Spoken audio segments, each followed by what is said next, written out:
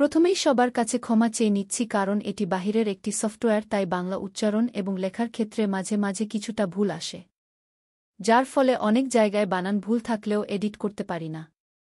তাই যেখানে বানান ভুল থাকে একটু বুঝে নিয়েন। ধন্যবাদ সবাইকে। শিমুল ফুল। লেখিকা জাকিয়া সুলতানা ঝুমুর। পর্ব ১৩।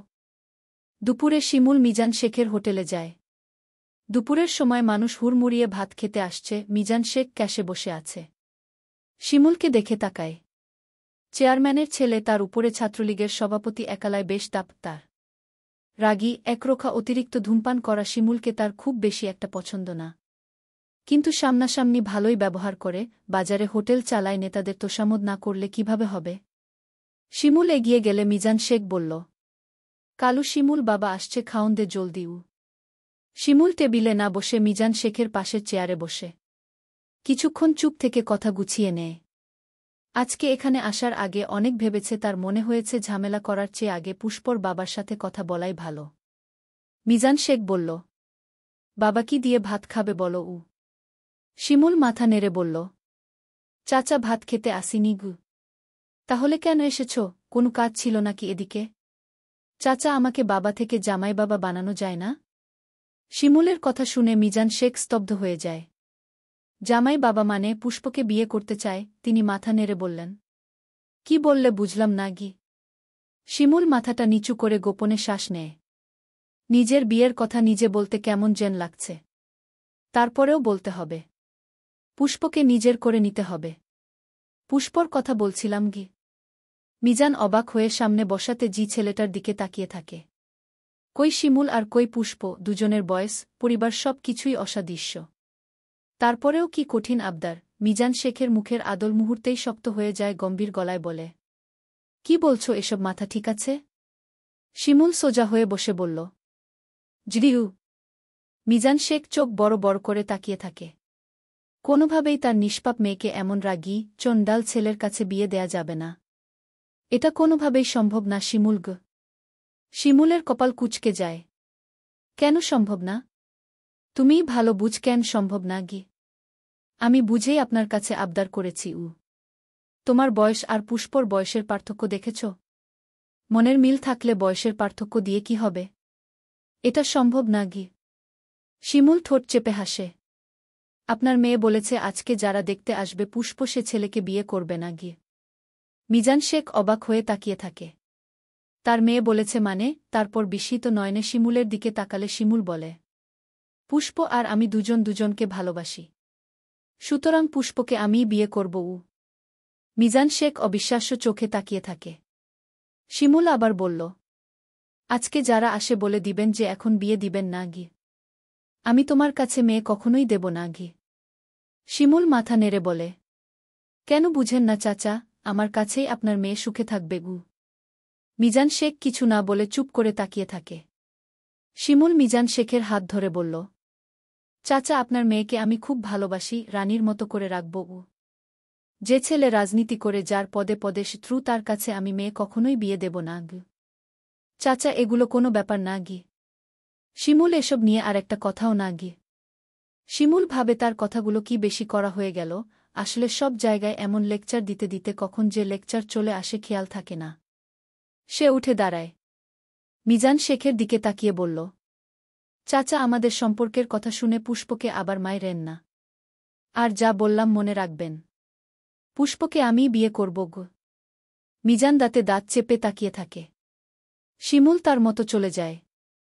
রেখে যায় এক বাবার বুকভরা হাহাকার। মিজান পুষ্পকে নিয়ে এমন কথা কখনো আশা করেনি। পুষ্পকে পাখির মতো উড়তে দিয়েছিল। দুপুর 2টায় ঢাকা থেকে সবাই আসে। সাথে আসে মুন্নি। পুষ্প প্রচণ্ড জ্বর আর ব্যথা নিয়েও সবার সাথে হাসি মুখে কথা বলে। ব্যথার দাগ ঢেকে রাখতে ফুলহাতা জামা পরে নেয়। সাফিনের মুখ থেকে হাসি সরছেই না। সবাই রাজি, পুষ্প রাজি। এবার বুঝি পুষ্প তার হয়েই গেল। মিজান শেখ আসেন তার কিছুক্ষণ পরে। পুষ্পর দিকে একবার তাকিয়ে রাগে শরীর রিরি করে উঠে। মেয়েটা এ কার সাথে জড়িয়ে গেল? সেই তখন থেকে মাথাটা প্রচণ্ড ঘুরছে, প্রেসারটা বোধহয় বেড়ে গেছে। কাউকে কিছু বলল না, সবার সাথে হাসি খুশি মুখেই কথা বলে। পুষ্পকে সাফিনের বাবা মায়ের খুবই পছন্দ হয়। তাছাড়া ছেলের যেহেতু এত পছন্দ তাহলে আর অমত করার প্রশ্নই আসে না। উনারা জানায় সামনের শুক্রবার সাফিনের দাদি আর বোন আসলে ফাইনাল ডেট করা হবে। মাগরিবের সময় সবাই চলে যায়, শুধু মুন্নি থাকে। পথে হঠাৎ করেই সাফিনদের সিএনজি নষ্ট হয়ে যায়। সিএনজির ড্রাইভার নেমে ঠিক করার চেষ্টা করে, সাথে সাফিনও নামে। তখনই বাইক এসে সাফিনের কাছে থামে। সাফিন শিমুলকে দেখেই চিনে ফেলে সেদিনের উগ্র ছেলেটাই এটা।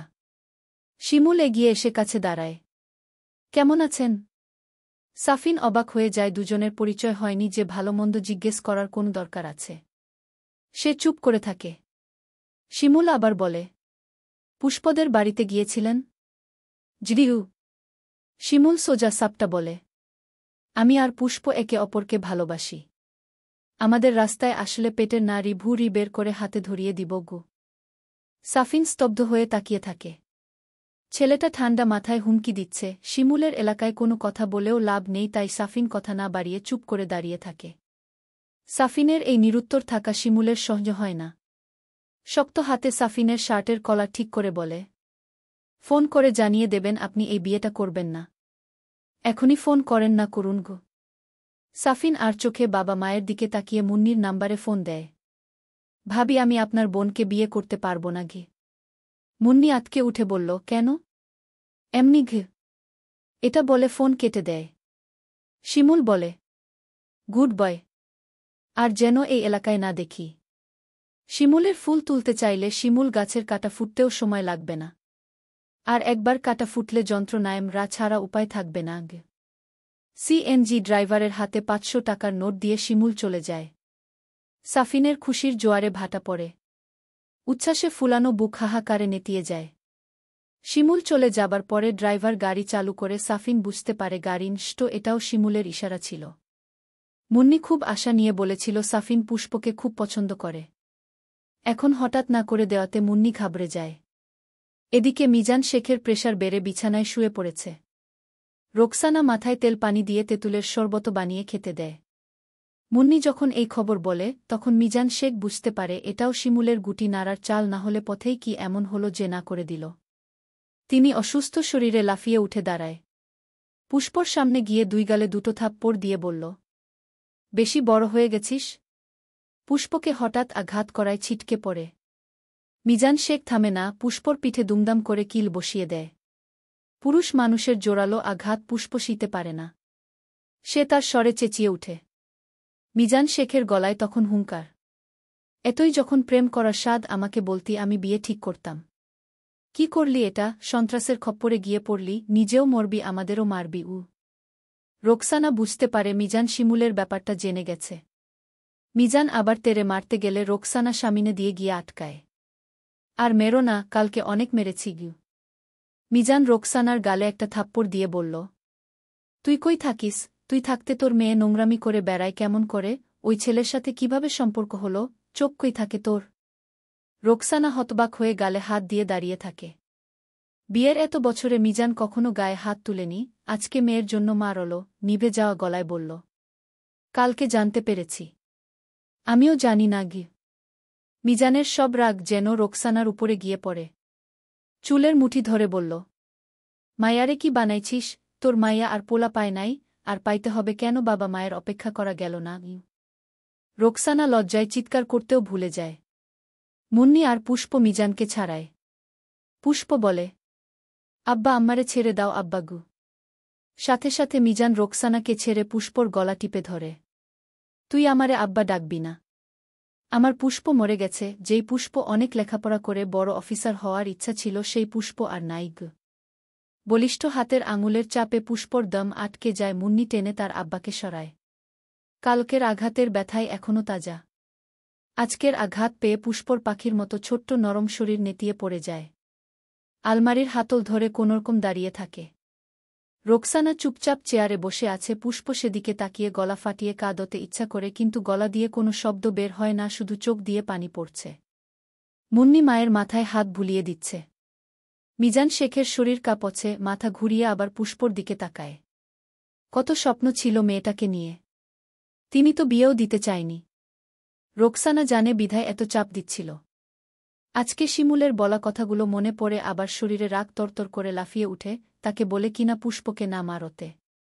কত সাহস তার মেয়ের উপর অধিকার খাটাতে আসে। আবার বলে কিনা বিয়ে করবে। বিছানায় থাকা টর্চ লাইট হাতে নিয়ে আবার পুষ্পর কাছে যায়। কেউ কিছু বুঝে উঠার আগে পুষ্পর চুল টেনে পিঠে টর্চলাইট দিয়ে আঘাত করে। এবার যে আঘাতের পরিমাণ আরও বেশি, পুষ্প চুপ করে থাকতে পারে না, শব্দ করে আম্মা আম্মা বলে কেঁদে উঠে। রোকসানা পাগলের মতো এসে মেয়েকে ঝাপটে ধরে বলে, কি করো, মেরে ফেলবা নাকি? বাপে মেয়ে মারা অমঙ্গল। মিজান রাগে কাঁপতে কাঁপতে বলে, মেরেই ফেলব। এমন অবাধ্য সন্তান লাগবে না আগে। পুষ্প তখন হাত দিয়ে তার পিঠ ঢলে যাচ্ছে, এত ব্যথা মনে হচ্ছে মরে যাবে। মুন্নি তার আব্বার হাত থেকে লাইটটা নিতে নিতে বলল, কি শুরু করলা আব্বা? এবার মিজান মহিলাদের মতো কেঁদে উঠে, কি শুরু করছি? তোর বোন কি করে এগুলা? শিমুল আমাকে হোটেলে এসে হুমকি দিয়ে যায়। এই হুমকি ধামকি শোনার জন্য মেয়ে জন্ম দিয়েছিলাম। আল্লাহ, আমি মরি না কেন আল্লাহ? এত অবাধ্য সন্তান কিভাবে হলো? তারপর কেঁদে কেঁদে বলে, আমাকে তোর বোন বলে অফিসার হবে, মা বাপের দায়িত্ব নিবে, এই তার নমুনা। সন্ত্রাসের ঘরে গিয়ে লাঠি পেটা খেয়েই তো কুল পাবে না, আবার দায়িত্ব। মুন্নি, ওরে বের হয়ে যেতে বল, আমার পুষ্প মরে গেছে গিউ। পুষ্প তার আব্বাকে খুব ভালোবাসে। ছোটবেলা থেকেই সে বাবার আহ্লাদি মেয়ে। যখন যা চেয়েছে তাই পেয়েছে। এখন তার আব্বা এই আহাজারি শুনে পুষ্পর মরে যেতে ইচ্ছে করে। ব্যথা বেদনা সয়ে ছলছল নয়নে তার আব্বার দিকে তাকিয়ে আছে, এই প্রথম তার আব্বা তার গায়ে হাত তুলল। মুন্নি মিজান শেখের মাথায় পানি ঢালছে। প্রেসার বেড়ে চোখ লাল হয়ে গেছে। রোকসানা পাশে বসে কাঁদছে। পুষ্পর দিকে তাকিয়ে বলে, সর্বনাশী রে, তুই কি সর্বনাশ ঘরে আনলি? আমার সুখের সংসারে আগুন লাগিয়ে ছাড়লি। পুষ্প চোখ বন্ধ করে শিমুলকে দেখে।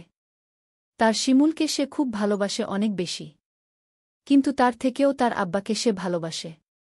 সারা দুনিয়ার সবার চেয়ে বেশি ভালোবাসে।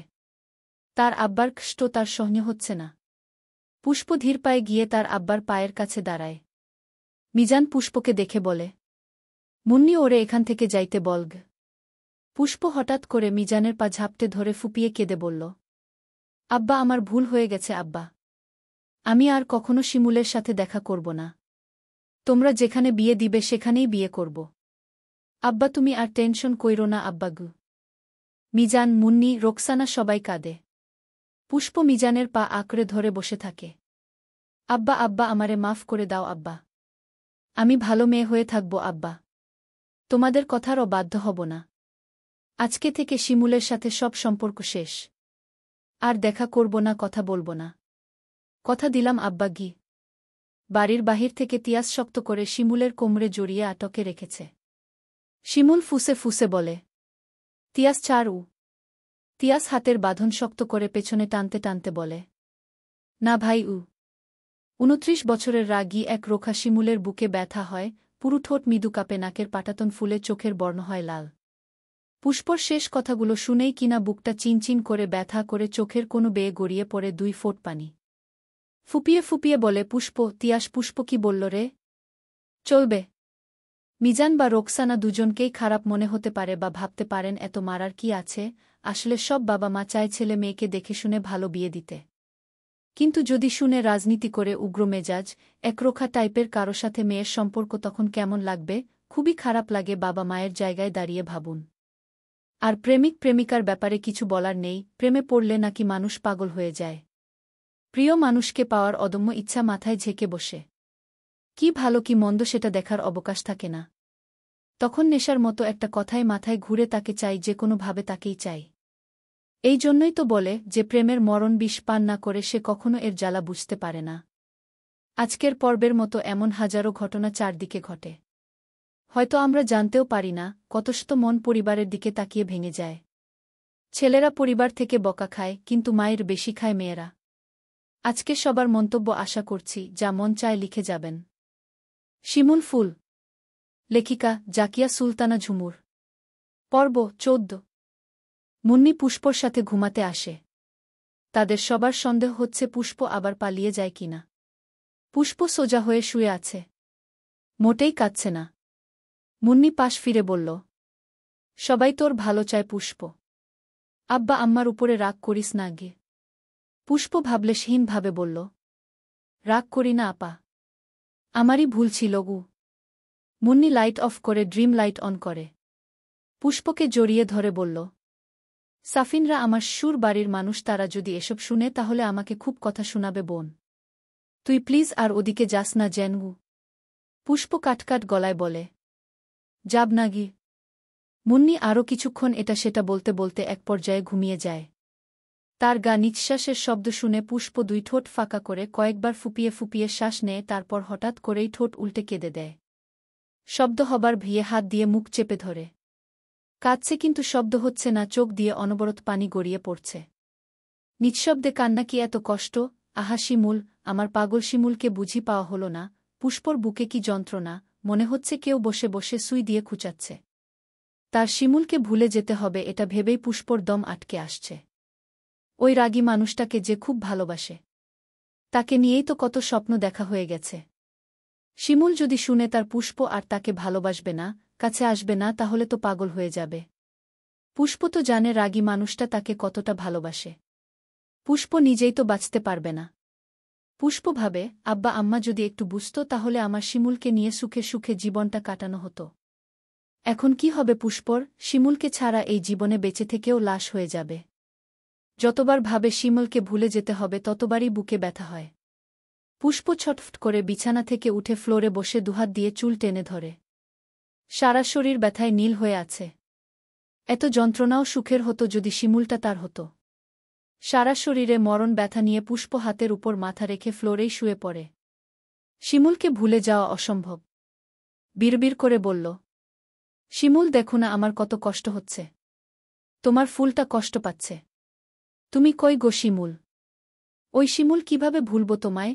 এত ভালোবাসার মালা কিভাবে আমি ফিরিয়ে দেব? তোমায় ছাড়া বাঁচব না, একদমই মরে যাব। এই এত এত বিষব্যথা নিয়ে তোমার ফুল বাঁচতে পারবে না। মরে যাবে দেখে নিও। পুষ্প জানতেও পারল না জানালার ওপাশে তার শিমুল ঘণ্টার পর ঘণ্টা দাঁড়িয়ে আছে। তিয়াস রাস্তার পাশে চুপচাপ বসে আছে। শিমুলকে অনেক চেষ্টা করছে বাড়ি নিতে, কিন্তু শিমুল এই জায়গা থেকে নড়ছেই না। রাত 2টো বেজে গেছে। শিমুলের দাদা মজিব হাওলাদার কয়েকবার ফোন দিয়েছেন, শিমুল রিসিভ করেনি। দুনিয়ার সবকিছু বিতৃষ্ণা লাগছে। সেই কখন থেকে শিমুলের বুকটা চিনচিন করে ব্যথা করছে। নাকের পাটাতন ফুলে ফুলে চোয়াল হচ্ছে শক্ত। শ্বাস প্রশ্বাস চলছে দ্রুত গতিতে। হালকা কালচে ঠোঁট মৃদু কাঁপছে, গভীর চোখ দেখায় ছলছল। পুষ্পকে করা প্রতিটা আঘাত, পুষ্পর করা আর্তনাদ শিমুলের অন্তর পুড়িয়ে দিয়েছে, বুকটা হয়ে গেছে রক্তাক্ত। কালকে থেকে পুষ্প শুধু মার খেয়েই যাচ্ছে।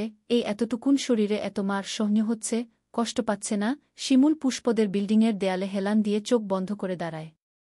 বিড়বিড় করে বলে, জান তোর কি খুব কষ্ট হচ্ছে, ব্যথা হচ্ছে? আমারও ব্যথা হচ্ছে। তোর সব ব্যথা আমার হোক, তাও তুই কখনো ছেড়ে যাস?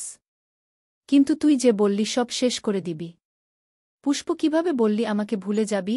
একবারও ভাবলি না আমি তোকে ছেড়ে থাকতে পারব না? তুইও কি মনে করিস রাগী শিমুল ভালো না? পাষাণ সন্ত্রাস। সবাই রাগী শিমুলকেই দেখে, কেউ শিমুলের ভেতরের নরম তুলোটা দেখে না। মিজান শেখের উপর তার খুব রাগ হয়। এভাবে মারতে হয়, জোর করিয়ে ইমোশনাল টর্চার করে ঠিকই পুষ্পর মুখ থেকে না বের করল। শিমুল সিদ্ধান্ত নেয় কালকে সকালেই তার আব্বাকে পুষ্পর কথা বলে মিজান চাচার কাছে বিয়ের প্রস্তাব পাঠাতে বলবে। পুষ্প ভুলে যাবে বলুক আর যাই বলুক, শিমুল কি বললেই ভুলে যাবে, ছেড়ে দিবে। এত সস্তা, এত বছরের অপেক্ষা কি বৃথা যাবে? কখনো না। তার শিমুল গাছে যে ফুল ফুটেছে তা এত সহজে নেতিয়ে পড়তে দিবে না। শিমুল চোখ বন্ধ করে দাঁড়িয়ে থাকে। একটু যদি দেখতে পেত। শিমুল হেঁটে তিয়াসের কাছে যায়। তিয়াস, দেখা করার ব্যবস্থা করে দিতে পারবি? তিয়াস উঠে দাঁড়িয়ে বলে, এখন কিভাবে দেখা করবি? এমনি কত মার খেয়েছে, এখন যদি তোকে দেখে তাহলে আরও মা রবে। শিমুল বুঝে, কিন্তু মনটাকে বুঝাতে পারে না। এত বড় ছেলের এই পাগলামি মানায় না, কিন্তু সে যে প্রেমিক, প্রেমিকের বয়স দেখে তো আর পাগলামি আসে না। প্রেমিকের মন যে বড়ই অবাধ্য। ইতোমধ্যে শিমুল 4 প্যাকেট সিগারেট শেষ করে ফেলেছে। বুকটা এত পুড়ছে, শিমুল হাত দিয়ে মাথার চুল খামচে ধরে। রাত 3টার দিকে বাড়ি যায়। বিছানায় শুয়ে চোখ বন্ধ করে পুষ্পর মুখটা দেখে শিমুল শান্ত হয়ে শুয়ে অশান্ত মন নিয়ে সকাল হবার অপেক্ষায় থাকে। মজিব হাওলাদারের কানে মন্টু কথাটা ঠিক দেয়। সন্ধ্যায় এসে বলে, দাদা একটা কথা ছিল। মন্টুর কথা ছিল মানেই গুরুত্বপূর্ণ কথা। মজিব চোখ তুলে তাকালে বলে, শিমুল ভাইজান রাত করে খালি পশ্চিম পাড়া যায় উ। মজিব হাওলাদারের কপাল কুঁচকে যায়। কেন যায়?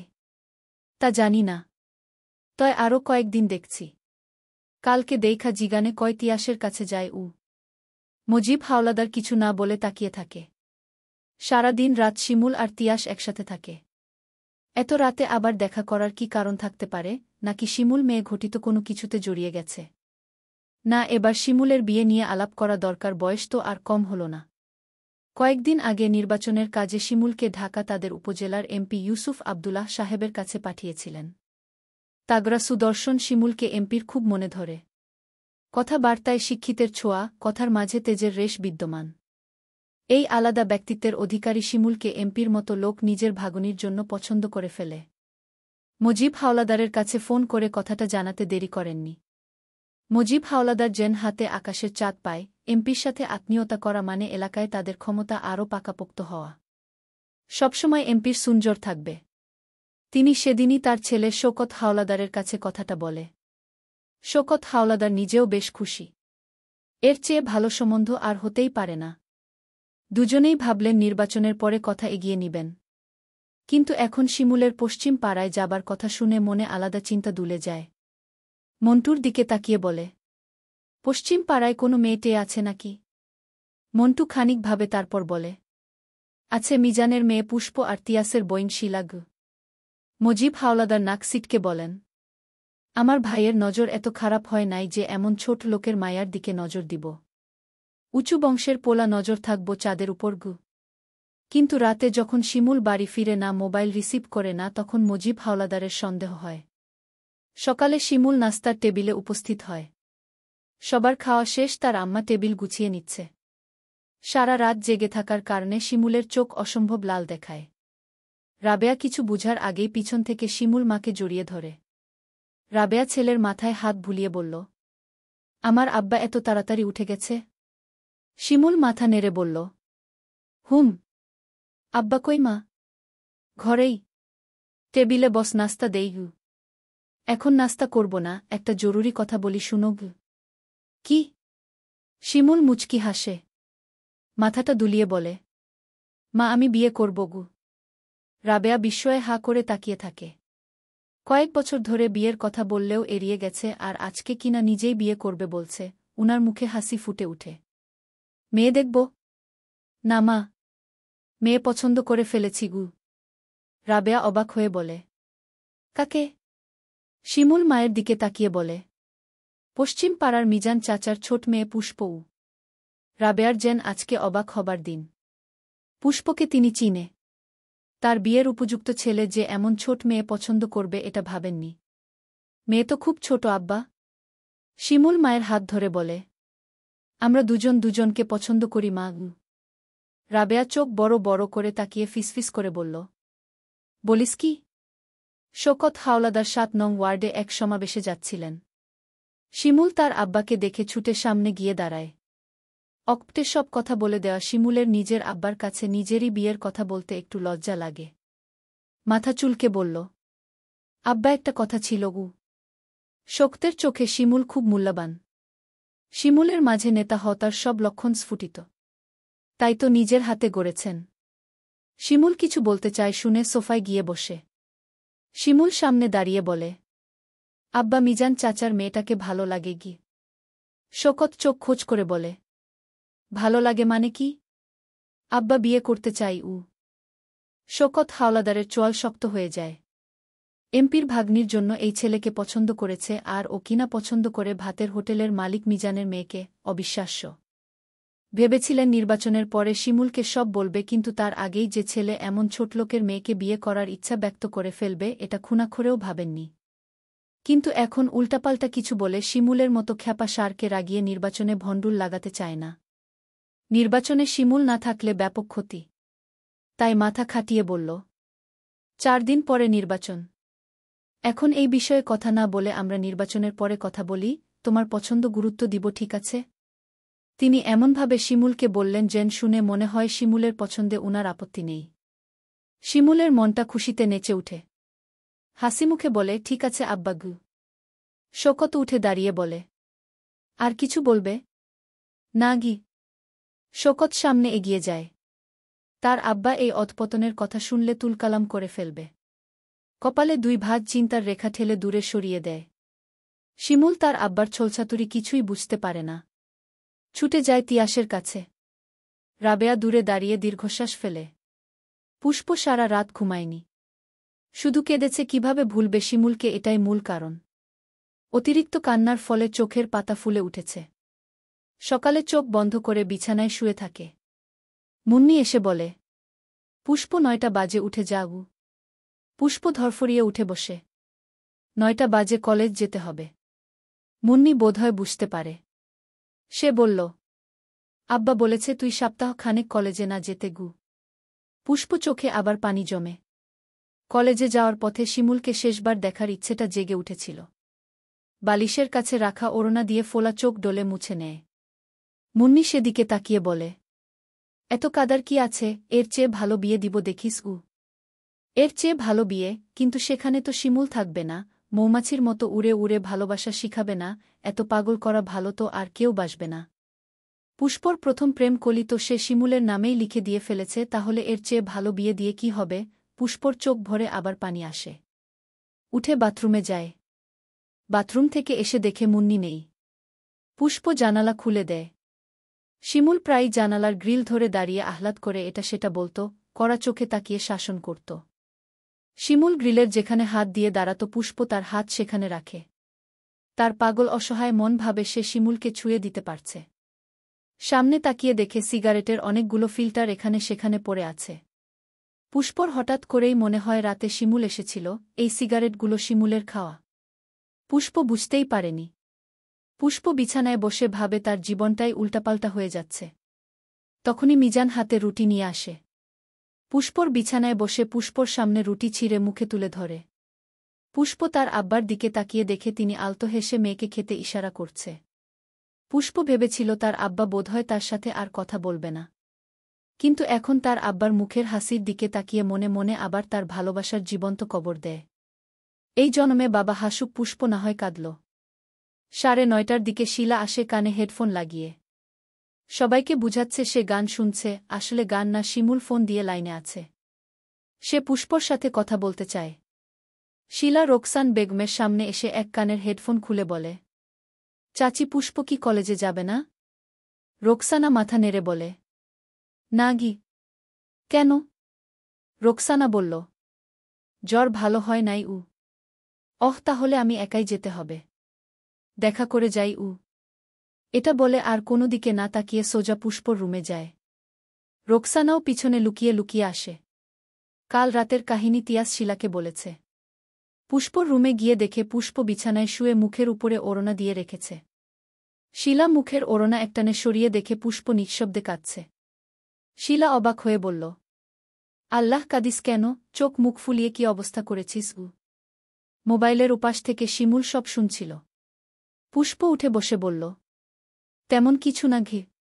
কলেজ যাবি না? পুষ্প ঠোঁট মৃদু কাঁপে।